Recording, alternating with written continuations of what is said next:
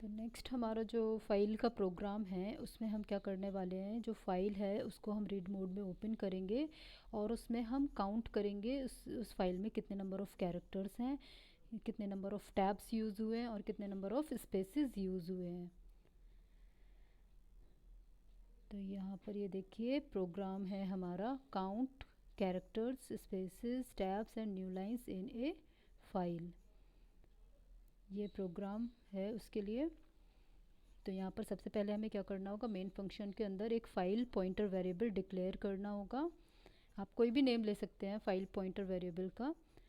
अब स्टार्टिंग में जो है हमें सबको ज़ीरो डिक्लेयर करना पड़ेगा, क्योंकि हमें काउंट करने हैं तो काउंटिंग स्टार्ट तो ज़ीरो से ही होगी ना, जब एक भी कैरेक्टर हमारा काउंट नहीं है। तो उस केस में क्या होगा, NOL रिप्रेजेंट कर रहा है नंबर ऑफ़ लाइंस को, और NOT रिप्रेजेंट कर रहा है नंबर ऑफ़ टैब्स को, NOB रिप्रेजेंट कर रहा है नंबर ऑफ़ ब्लैंक्स, और NOC नंबर ऑफ़ कैरेक्टर्स।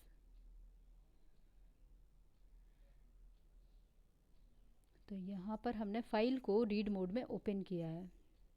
ठीक है, फाइल यहाँ पर रीड मोड में ओपन हो रही है। वाइल 1 आता है, तो कंपाइलर को जो वाइल 1 मिलता है यानी कि कंडीशन 1 का मतलब है ट्रू है। ट्रू है तो यहाँ पर fgetc फंक्शन क्या करेगा, fp में क्या स्टोर हो रखा है हमारा, fp में pr1.c फाइल ओपन हो रखी है।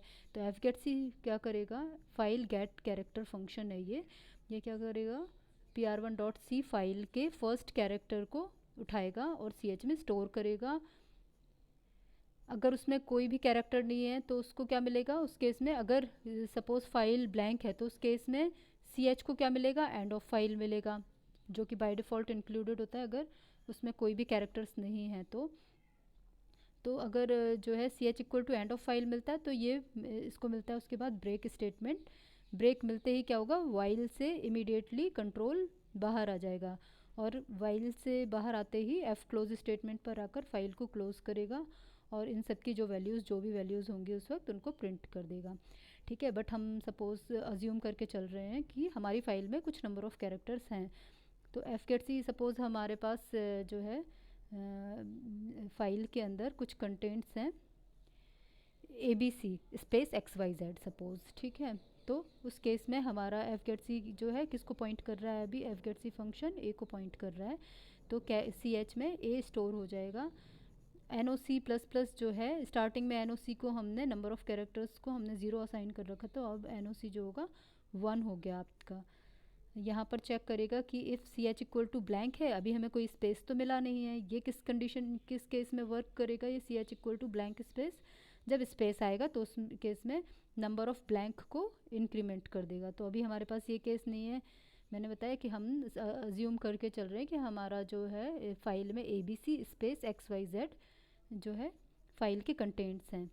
ठीक है, नेक्स्ट है हमारा कि इफ़ यहाँ पर चेक करें कि क्या न्यू लाइन है, ch इक्वल टू, यहाँ कंपैरिजन ऑपरेटर यूज़ किया है ना हमने, डबल इक्वल टू, तो ये कंपैरिजन ऑपरेटर क्या करेगा, चेक करेगा कि क्या न्यू लाइन है, जो फर्स्ट कैरेक्टर है क्या वो न्यू लाइन है, नहीं है तो इसको जो है आगे जाएगा, यहाँ पर चेक करेगा ch को कि क्या जो है फर्स्ट कैरेक्टर जो है वो टैब है, तो ये भी केस नहीं है हमारा, /t भी नहीं है, तो जो है एंड ब्रैकेट पर आएगा और फिर लूप को कंटिन्यू करेगा।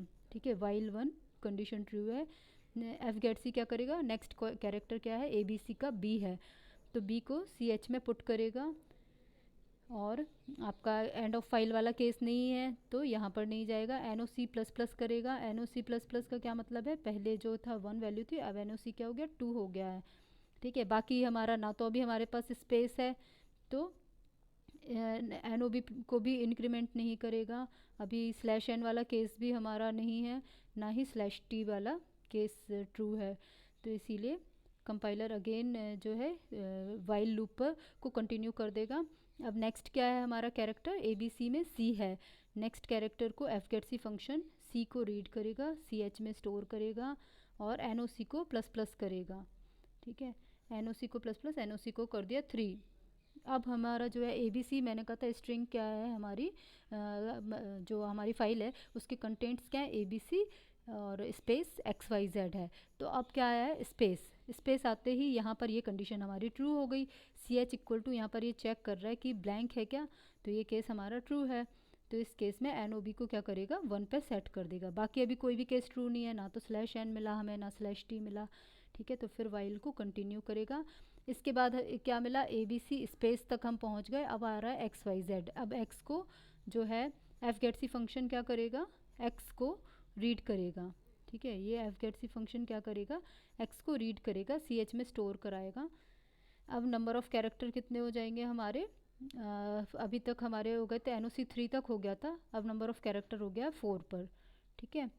नंबर ऑफ़ कैरेक्टर हो जाए एक्स, फोर्थ कैरेक्टर है ना एक्स। ब्लैंक तो हमने अलग काउंट किया है ना, वो एन ओ बी इंक्रीमेंट बीच में स्पेस आया था तो वो हमने स्पेस अलग काउंट किया था। अब एक्स पर आया, ऐसे ही वाई और जेड को रीड करेगा और टोटल कितने 6 कैरेक्टर्स जो हैं वो यहाँ पर प्रिंट करा देगा, ठीक है। तो इस एक्स वाई जेड के बाद उसको क्या मिलेगा कंपाइलर को, एंड ऑफ फाइल। तो ये कंडीशन आपकी ट्रू हो जाएगी। C H equal to end of file मिलते ही क्या करेगा, कंट्रोल को ब्रेक पर पास करेगा। तो ब्रेक क्या करेगा, ब्रेक स्टेटमेंट इमीडिएटली जिस लूप के अंदर है ब्रेक स्टेटमेंट उससे एग्जिट कर जाएगा। तो वाइल लूप से एग्जिट कर जाएगा ब्रेक स्टेटमेंट आते ही। तो कंट्रोल कहाँ आ गया, वाइल के बाहर आ गया। तो एफ क्लोज मिलता है इसको। अब कंपाइलर को नेक्स्ट स्टेटमेंट क्या मिलता है, एफ क्लोज। तो ये फाइल को जो मेमोरी में स्पेस रिजर्व कर रखा है उस स्पेस को फ्री कर देगा एफ क्लोज स्टेटमेंट। यहाँ पर प्रिंट कराएगा number of character, number of blanks, number of tabs जितने थे फाइल में और नंबर ऑफ़ लाइंस जितनी थी, उनको प्रिंट कराकर और प्रोग्राम एग्जिट कर जाएगा, ठीक है। तो इस टाइप से आपका आउटपुट होगा, डिपेंड करता है कि आपकी फ़ाइल के कंटेंट्स क्या होंगे, उसके अकॉर्डिंग ये चेंज होंगे।